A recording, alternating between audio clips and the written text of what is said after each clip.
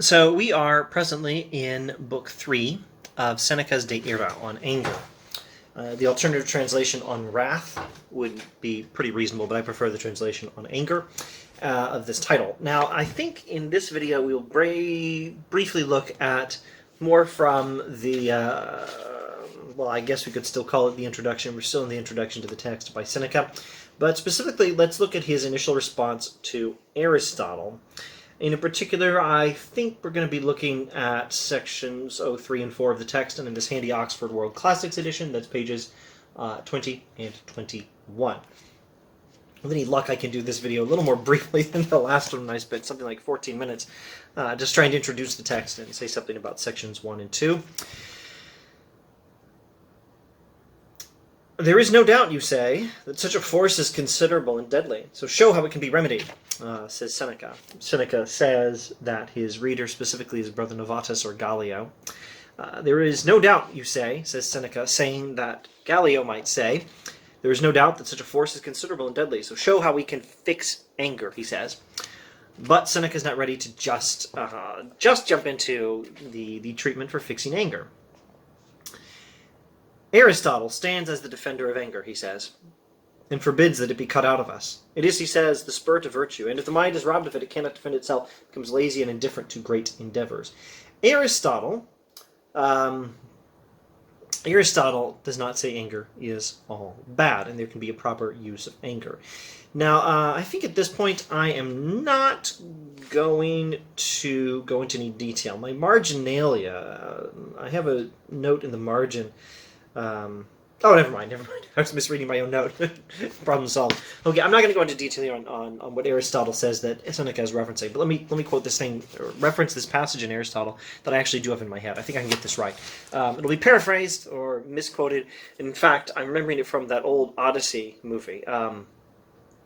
There was a made-for-TV movie of Homer's The Odyssey in which Odysseus tells his son Telemachus something like this. And probably if you Google, quote, "to be anger is easy," end quote, you might be able to find the script of the film. Google Odyssey movie script, or Google Odysseus to be angry is easy, put it in quotation marks, and then hit enter, and then click videos or something. You might be able to actually find Odysseus saying this in the movie. Odysseus says to his son Telemachus, it's easy to be angry. He says, to be angry is easy, but to be angry at the right time, for the right reason, at the right person, and in the right way is not easy. Now that's a good line from a movie. Now I'd have to check to see if it's actually in the text of the Odyssey. I'm sorry to say I don't know the text of the Odyssey nearly well enough to say where Aristotle originally got this. Aristotle's not thinking in a vacuum. He's drawing from Plato, he's drawing from pre-Socratic philosophers, and of course, unlike me, Aristotle is educated enough to know the Odyssey like the back of his hand. Probably much better than the back of his hand. What's the point of studying the back of your hand? There's a huge point to studying the writings of Homer, and Aristotle did. So Aristotle, at any rate, says that. You can do your own research to find out whether Aristotle's drawn from the text in the Odyssey, or whether the makers of the Odyssey for the film in the 90s, I think it was, thought it would be a good idea to quote Aristotle. I don't know which direction the quotes went. Anyway, Aristotle says it's easy to be angry, but it's hard to be angry at the right time, at the right person, for the right reason, and in the right way. But if you are angry at the right time, for the right reason, at the right person, and in the right way, anger's fine. Anger can even be virtuous. That's what Aristotle says. So Aristotle, Seneca's correct to say Aristotle stands as the defender of anger. The opponent of some kinds of anger, but the defender of some anger. And so, says Seneca, returning to Seneca, and so we must first of all prove how loathsome and savage a thing anger is. Aristotle defends anger in the right manner, but Aristotle's wrong. We should just get rid of anger altogether, says Seneca. And set before the eyes what a monster a man is when he rages against another man, with what violence he rushes on to wreak destruction, while bringing it on himself, and seeks to wreck what can only be sunk if he too sinks in the process. Very eloquent, very eloquent writing from Seneca here. Anger makes us rage against other people, act with violence, wreaking destruction on others, bringing destruction on ourselves, and wrecking what can only be sunk if he too sinks in the process. Obviously, nautical metaphors. Damaging things that can only be damaged if we damage ourselves in the process. Anger makes us damage things that can only be damaged if we're also damaging ourselves. Anger always hurts the angry person.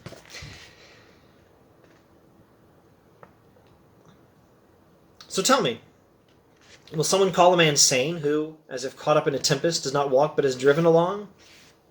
And takes as his master a furious demon, a man who does not entrust his revenge to another, but executes it himself, and so becomes a savage in thought and deed, the executioner of those persons he holds most dear, and destroyer of the things whose loss will soon make him weep. Is this a passion that anyone can assign as a helper and companion to virtue, when it makes havoc of the resolutions essential to virtue achieving anything? Can you call anger good? Anger, which makes us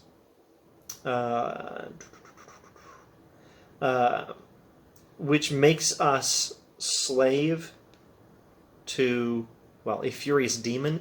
Let's go with a simple, safe, straightforward translation here.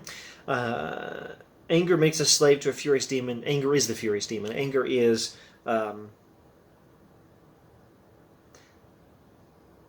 like an evil power taking control of us.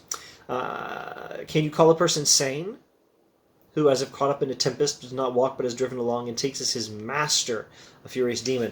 Or a person who takes revenge upon himself rather than letting processes of law, justice, reason, etc. Bring about justice. Anger drives us out of our own control.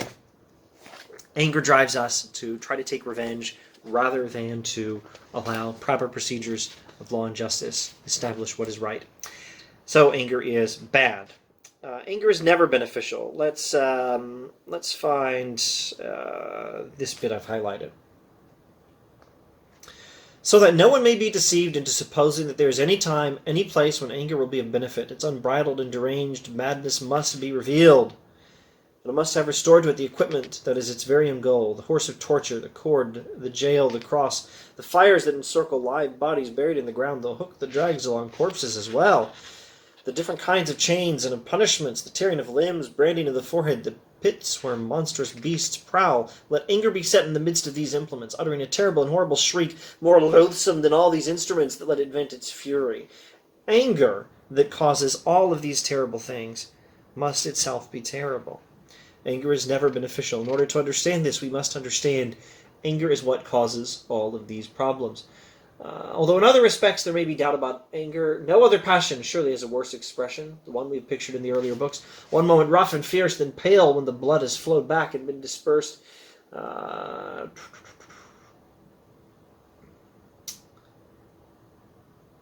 Wild beasts, believe me, present a less ghastly sight than a man on fire with anger, etc., etc. Let's see. Should I keep going and maybe get to the end of section 4 at least? Yes, let's keep going just a bit. Surely every man will want to restrain any impulse towards anger when he realizes that it begins by inflicting harm firstly on himself. So, anger has terrible results, and anger always harms us first. Your anger always harms you first. My anger always harms me first, before it can harm anyone else. A man who is the prisoner of his own anger, so far from being powerful, cannot even be called free. Now, think of someone super angry, and who you think of as super strong. Voldemort's angry, and he seems pretty powerful in books 6 and 7 especially. A more appropriate example to Seneca's context would probably be Achilles in the writings of Homer. Achilles is super strong, super powerful, and super angry. And Darth Vader, that might be the best example. That works very well. Darth Vader's super angry and super strong. But what kind of strength is it when you can't even control yourself? Here's another reference, Worf from Star Trek. I think it's an episode from season 1 of Star Trek The Next Generation. The episode is called Heart of Glory, I think. Google Heart of Glory and maybe you'll find it. Worf. Klingons are very good warriors. They tend to be very angry sometimes. Worf is a Klingon raised by humans, blah, blah, blah. Wonderful backstory. Delightful Star Trek character. Worf points out that the virtues Klingons honor,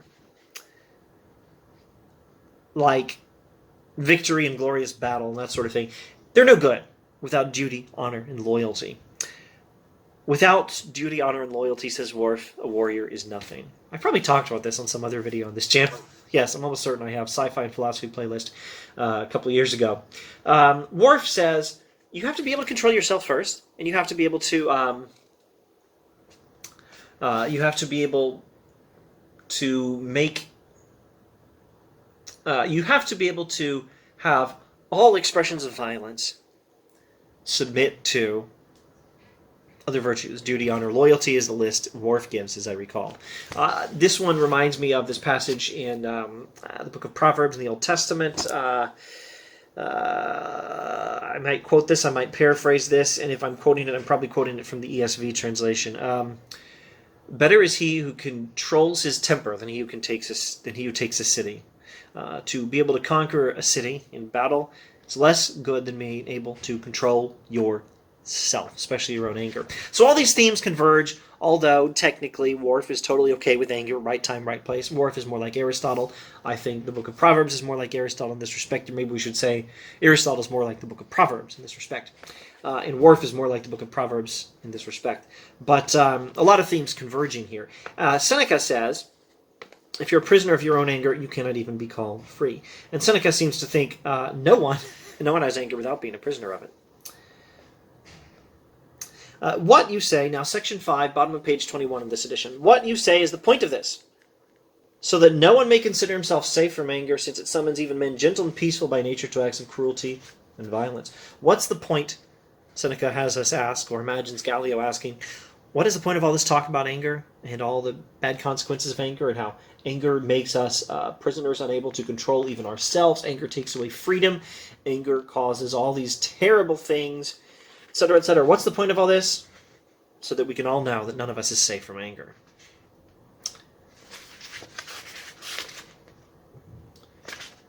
But since the first essential is not to become angry, the second to cease being angry, the third to cure also anger in others, I will state first how to avoid succumbing to anger, then how to free ourselves from it, and lastly, when a man is angry, how we may restrain him, calm him down, and bring him back to sanity. Now this is exactly where I will need to stop. Let me make a note of where I'm stopping here, and let me state this, whether I have the mental capacity to say so in future videos on De Irda Book 3 or not. Let me say it now. The first essential on not to become, the first essential on not becoming angry, according to my notes, is sections 5, which we've just begun, but the rest of section 5 through... Yeah, I'm having trouble reading my own writing. Hang on. Okay, I got it. Sections 5 through 37 are on the first two goals. The first essential is not to become angry. The second to cease being angry. Sections 5 through 37 cover not being angry and stopping being angry. Not becoming angry in the first place and stopping being angry once you're already there.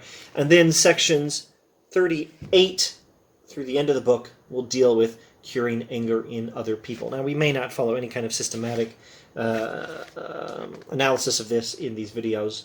I guess we'll find out in subsequent videos. See you then. Thanks for watching. Sorry this video went too long. But wait, there's more. Or, to be precise, I think I forgot to finish a particular thought. I was talking about Achilles, wasn't I? Trying to complete this thought about literary or film examples of people who seem very powerful, but also very angry, like Achilles or Darth Vader or perhaps Lord Voldemort. And turns out they're completely powerless because they're completely slaves to their anger. I don't think I ever finished that thought because I got distracted by Worf and then connecting the book of Proverbs with Worf and some other things. So anyway, there you go, complete thought. Achilles and Darth Vader and perhaps Voldemort are superb examples from fiction of people who are actually, although they may appear very powerful, completely powerless because they're totally slaves to their own anger. There, I've now completed that thought.